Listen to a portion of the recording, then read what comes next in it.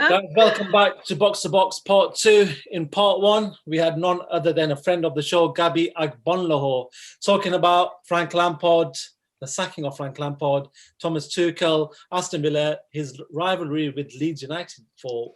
I still don't get it, but yeah, Gabi loves winding up the Leeds fans and a lot more. So make sure you check that part out. In this part, we've got another great guest. Ali, who have we got today? Yes, we do have another great guest joining us. He is a presenter who you'll pretty much see everywhere at the moment. He is a presenter on 5 Live Sports. You'll see him on BBC Radio Manchester. He does Man City TV. You'll see him on Sky Sports, amongst loads of other platforms. We are delighted to be joined by Kyle Walker. Kyle, how are you doing? I'm good, thank you. Yeah, you listed out all the jobs I've got at the minute, so it's very busy. Football is keeping me very busy, but I can't complain. I'm loving it right now.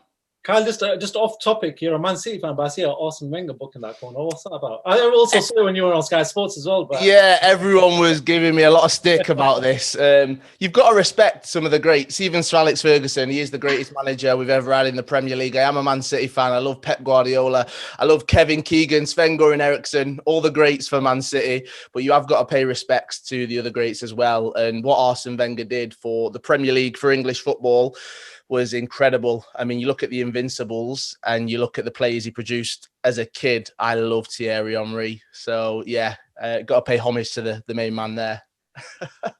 Well, as we said in the introduction, you are everywhere at the moment. Obviously, lockdown and difficult year, but you seem to be doing all right and thriving at the moment.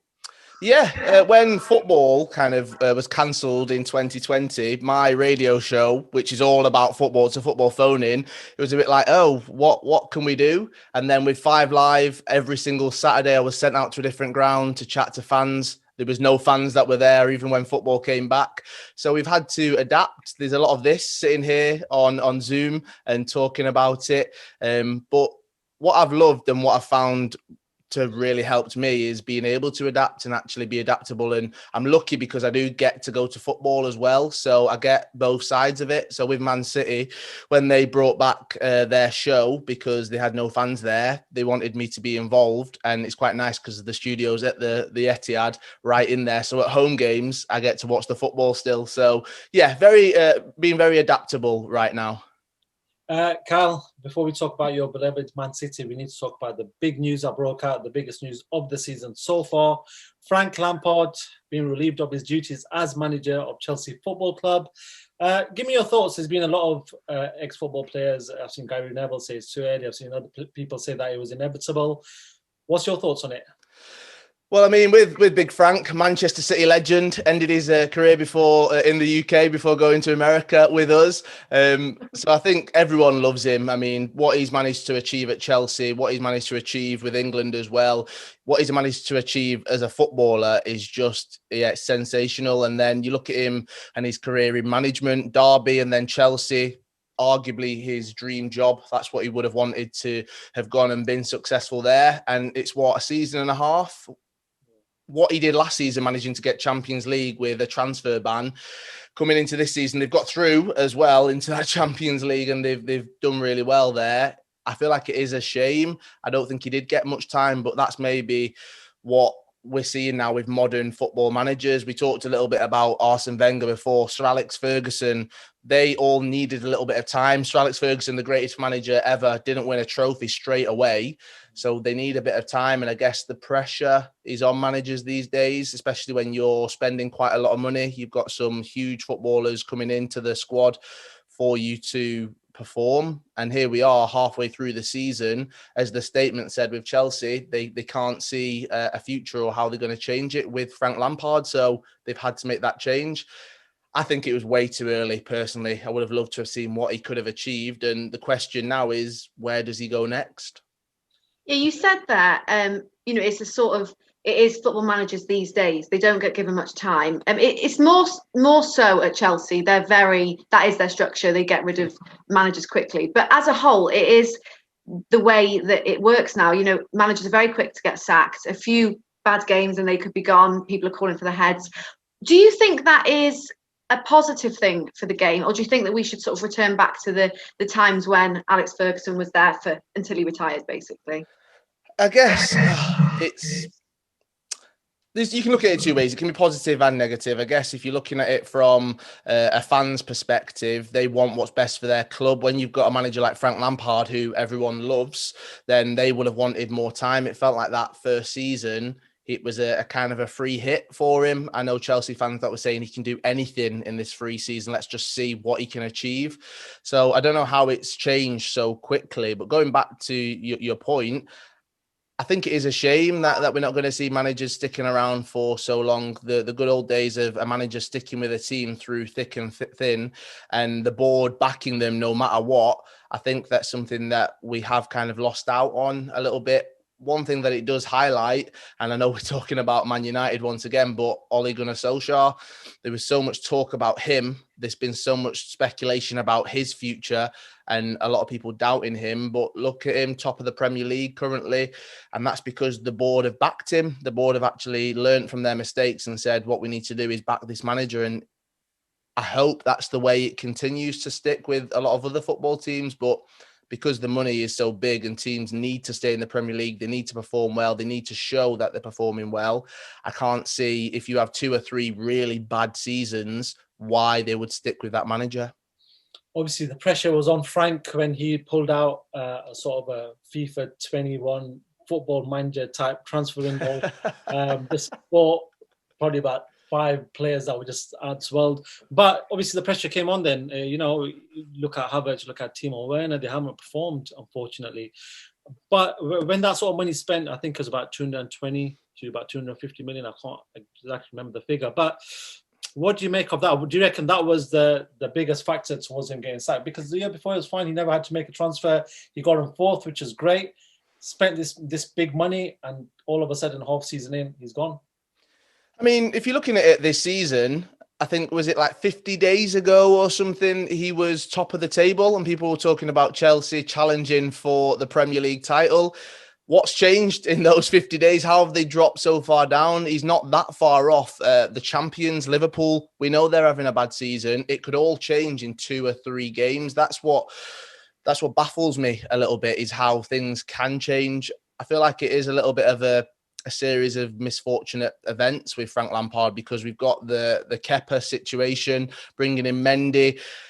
I think with Kepa, you've got a £70 million keeper who's sitting on the bench, who's making all of these mistakes. And I was listening to a podcast today and they were suggesting that the board don't want that to happen with Werner or Havertz as well. If they have a bad run of form, have we got another Kepa situation? Have we got another £70 million player that isn't performing in the Premier League? So I feel like Frank's been caught in the middle of this, because they need time, the players need time, he needs time, and it feels like no one is getting it these days, because everyone looks at the stats, is so quick to judge on that. Football is very reactionary right now with football fans, and I feel like if you waited a little bit of time till the end of the season, if it's not worked out, fine, but then make the decision then, not halfway through a season. As per football is at this present time, it's a very fickle sport. We know Chelsea have already got the replacements in. They were probably talking to Thomas Tuchel way back, probably a month ago. But what do you make of him as a signing? Former Borussia Dortmund, former PSG, got good knowledge with big players, been in the German league, got 2 German players he's got to sort of work out in this league as well. What do you make of him as the next manager? I think it'll be exciting for Chelsea. It's a great opportunity for him. Him leaving PSG, it'll be interesting because he says he has a habit of falling out with the boards, and that's happened on 2 occasions now. So that'll be interesting to see how that all pans out over the next 18 months, let's say, with Chelsea and with the board there. I guess it's going to be exciting for the Premier League. As a football fan, you want the best managers here. We've got Guardiola, we've got Klopp, you've got Brendan Rodgers, you've got now, hopefully, Thomas Tuchel as well joining us right here. Plus, you've got Big Sam Allardyce as well. So you've got all of these great managers that are coming into the Premier League, and that's why it is one of the best leagues in the world. You want to attract these managers. You want to attract those managers that can then attract the players as well. So I think it's a great thing for the Premier League. Will he be successful here? Only time will tell, but I'm not too sure just yet. Well, what do you do in this predicament that Chelsea are in then? You know, they've got these 2 players that they've signed for big money. They're not performing. And there is a tough situation, because I was talking to Gabi Agbonlahor. We were speaking to him about an hour ago. And I said, does this model work? This ruthless model that Chelsea have? They might be sacking managers, but they won the league 4 years ago. Before that, it was I think 6 or 7 years ago. So they've won it more than Arsenal have in recent times, and Manchester United. So does this model work for Chelsea? I guess it seems to be working, because last season, they finished fourth on the final day. It was between Manchester United and them for that third and fourth spot. They got into the Champions League with a transfer ban. That was, you could say, because of Frank Lampard, because of that passion, enthusiasm he's bringing to that job right there. This season, it's not going so well in the Premier League, but where did the board expect them to be? Did the board genuinely expect them to be challenging with Liverpool, Manchester City and Manchester United now? I think they probably did think they were going to be challenging, and they've not met those expectations, which is a shame, because still in the Champions League, you got a difficult run in the FA Cup, which it was difficult against Luton the other day, but they're still in the cup right there. A few good runs in those cups and in the Champions League as well, that could change their season dramatically. And now it's a shame, because that won't be under Frank Lampard. I don't feel like he's had the chance to actually do that, to show what he can do at Chelsea, and people will look at him and go, didn't really work out. Was that his fault? I'm not too sure. Well, we do need to talk about your Man City now. So moving on, they are currently second in the table, having a good season. It's there's a lot to be pleased with, but overall, how are you feeling about Man City's season so far? I mean, if you look at it so far, if you look at the entire season, there's definitely been ups and downs. In the Champions League, it's been incredible, unbeaten. You've seen some stars really shine there, and probably going into the next rounds, we're favourites for it, which as a City fan, growing up, I never would have thought would have happened that we'd be favourites for the Champions League. But it has felt like over the past few years, we have been in that position.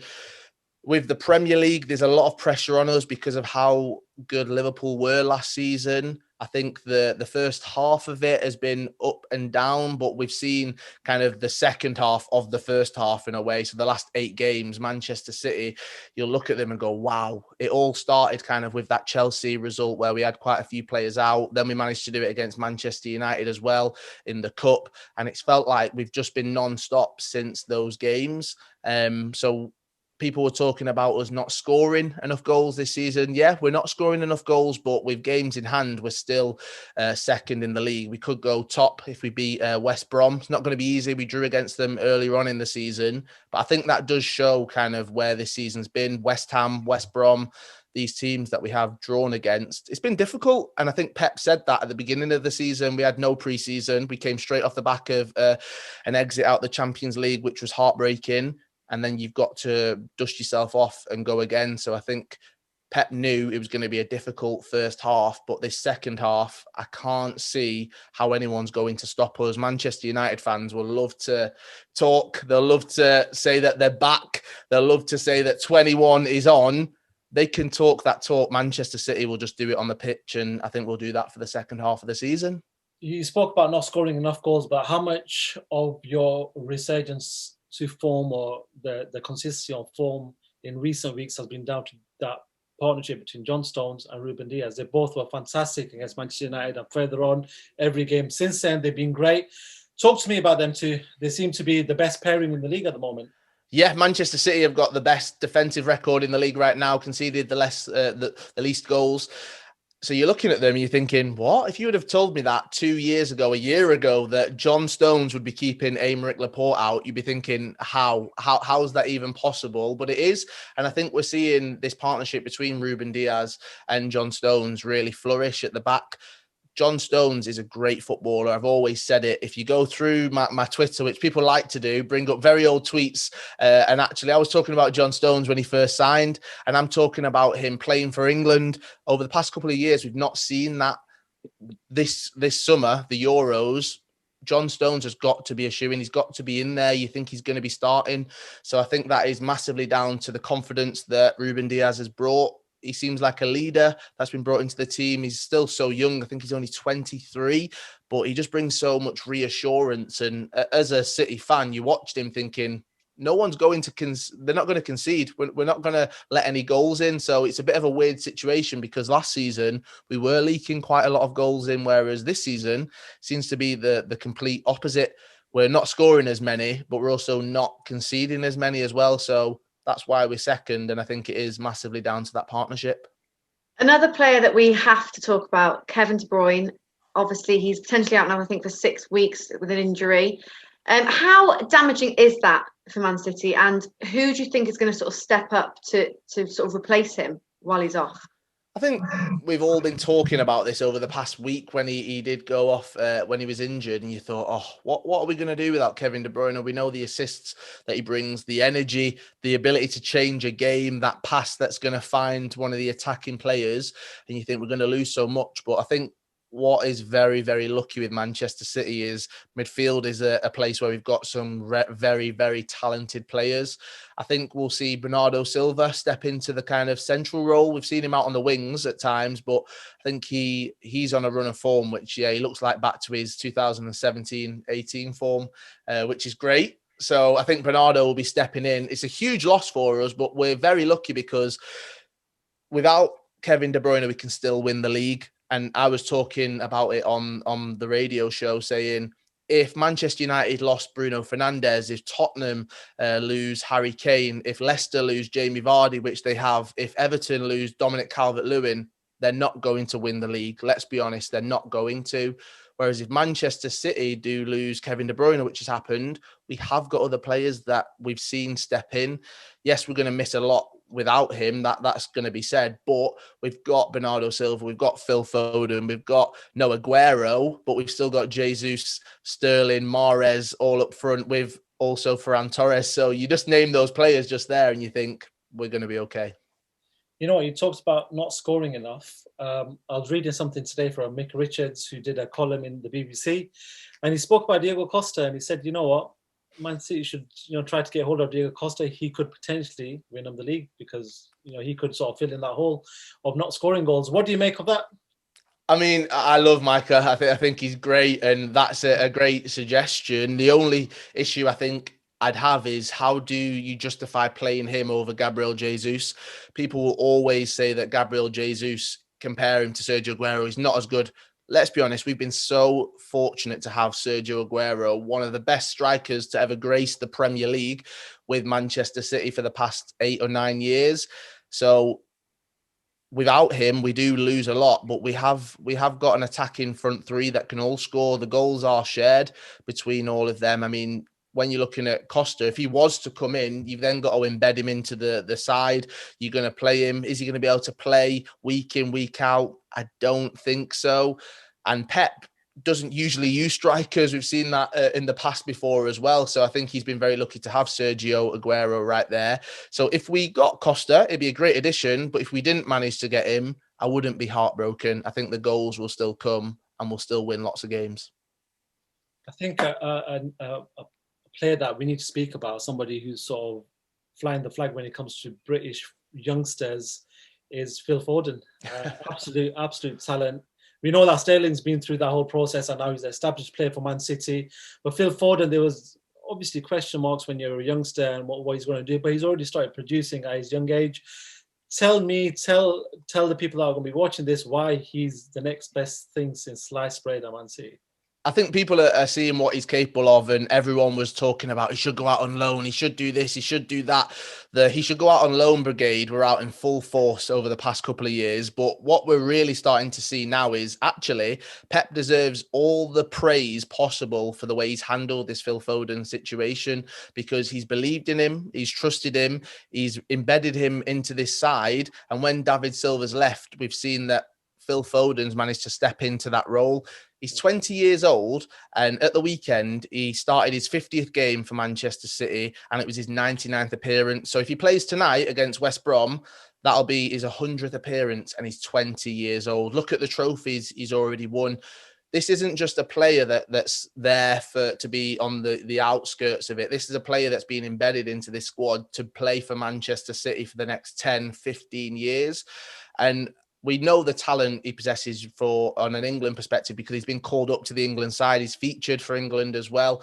And I feel like everyone at Manchester City's already known what he's got and the talent he's got. But I think world football are really starting to see the talent he possesses as well. And it's extra special because he's from Manchester. Everyone calls him the Stockport Iniesta. And the youthful like energy, the enthusiasm he brings to it as well, the impact he has on the games. And we saw against Cheltenham, he was the one who got that first goal for us. And a little fun fact for you, we've never lost a game that Phil Foden has scored in. So I think that says it all. That says it all, right? That's enough. You've sold it. Sold him well there. You did just mention the Cheltenham game there, the FA Cup. I do want to talk about that. Obviously, Man City got the win, but only just. It was close. They took it right to the end. Just talk to me about how relieved you are that they got that win and they're still in the FA Cup. Oh, I don't know what you're on about. What? I was never worried at all. What's funny was one of the topics I was talking about on Friday. I said, well, if Manchester City were to be knocked out this weekend, I don't think that it would have been the biggest thing ever. I think it would have been a blessing in disguise. Then, when we were getting beat 1-0, when Alfie May scored that goal, I said, no, ignore that. Everything I said, I take it back. Manchester City need to, they definitely, need to win this game. So it was a very nervy 30 minutes. And what's funny was I was watching the game with Paul Dickoff and Nader Manua for Man City. So we were there watching it, and it's just so interesting how the Manchester City way, the typical City mindset never goes from you if you've played for the club as those two did, or if you're just a fan. So we would have sat there thinking, this is typical City, one of the best managers in the world, the best players in the world, challenging for the Premier League, and you can't even beat League Two's Cheltenham, 72 places below you. But that all changed very, very quickly. And I think every single Manchester City fan was highly relieved at it when Phil Foden got the goal, when Gabriel Jesus got that second one, and then Torres got the third. Yeah, we all breathed a massive sigh of relief. Cal, before we let you go, just quickly want to talk about the transfer window. Two names that pop out. Firstly, Martin Odegaard has made, or he's going to be making his transfer, a loan transfer to Arsenal for till the end of the season. With no sort of purchase clause in there. So it seems like it's a straight on loan for 6 months. What do you make of that? Have you seen him play? And if you have, what do you make of him as a player? Do you know what? It's just nice to talk about Arsenal and not mention, I'm going to do it now, Ozil or the Ozil situation, because that's done and dusted every single week on Sky Sports News. That's all we've talked about is Ozil. But it's a weird, very weird situation. You've got a great creative player in Mesut Ozil that you've let go, and you've brought another one in Odegaard. Now with him, it's not quite worked out at Real Madrid. Who knows why it's not worked out for him, but 6 months or however amount of time it will be in the Premier League, I think will do him the world of good. I think it's something that Arsenal need, and they want to be climbing up the table. They need that kind of creative player that Odegaard can be. So it's exciting. I think, as I said before, we want the great players to come here. Everyone was talking about him when he first moved away and went to, he was playing there. And you think, okay, is that going to work out for him? Didn't. So now he's come to Arsenal. So yeah, I hope he manages to have some success there. And just a final one, Jesse Lingard looks like he'll be joining West Ham on loan. We know that as a United fan myself, he hasn't been performing for the last season and a half, which is unfortunate because he's a Manchester lad, always wanted him to do well. But what do you make of him moving across and sort of reviving his career? Well, that's the words I was going to use. Yeah, reviving his career. I really hope it does. I think that we've seen over the years, Manchester United fans have had an interesting relationship with Jesse Lingard, because when he was a youngster and he went out on loan and then he got brought back, he was scoring goals, he was moonwalking at the Emirates, was it, and stuff like that. United fans loved him, and that kind of relationship has turned a little bit sour over the years because he's not been performing. He went a certain amount of time without an assist or a goal, and people can start looking at all of those stats. So for me, I hope he does go on and he has a great few years that are going to top off a very good career, because he burst onto that kind of scene as a youngster. He's travelled, he's done it on loan, he's done it at Manchester United. So now I hope he can find somewhere that's going to help him, and a club that do need that kind of player. Manchester United haven't needed a Jesse Lingard figure for a while because of the other players that they've got just there. So I hope he can go get regular football. He can play really well and kind of hopefully just show everyone what he's capable of and what he can do. Cal, before we let you go, we just have to ask you, because we ask all our guests who are in the football media. You've obviously been to a lot of football games, seen a lot of players play, but who is the greatest player that you've ever watched play live? Oh wow, that's a great question. I have watched Messi live before. I think that was just ridiculous. Yeah, watching him, and you find yourself watching him and not actually watching, watching anyone else, which was great. Another weird one. I watched Cafu play in a game that was the Wembley Cup. Yeah. I was working on it, and he was playing in that, and he just did this one thing, this bit of skill, and everyone kind of looked around and was like, "What was that?" And then he really just showed that kind of class that when you grow up and you see Cafu, and you're like, "What is this? That is just ridiculous." So I think it must be Messi or Cafu. Don't think many people put those two in the same box together. I'll say Messi. Kyle, thank you so much. I know you're a busy man. I know you've got somewhere to be right now as well. So thank you very much for taking time out to talk to us. It's been a pleasure. And hopefully in the future, we can grab you again, talk about Man City coming second when Man United win the league. Although we're a neutral channel. Yeah. No, I've loved it. Thank you, guys. It's been top. And I'll talk to you at the end of the season. I'll do all my talking then. Thanks, Kyle. Thank you very much. Guys, that was Kyle Walker talking about his beloved Man City and also Frank Lampard's sacking. We've had some great guests on this week, Gabby Ogbonloho and Kyle Walker. So make sure you guys check them out, give them a like, subscribe, and do whatever you can. But in regards to the channel, make sure you support us. Please try to do what you can to sort of share the content. We're also on all social media. So we're on Facebook, Twitter, Instagram, and TikTok. I think Addy's going to be sort of dancing on TikTok soon at some point. I'm still not giving in. I think that's what you do on TikTok. I'm not sure myself.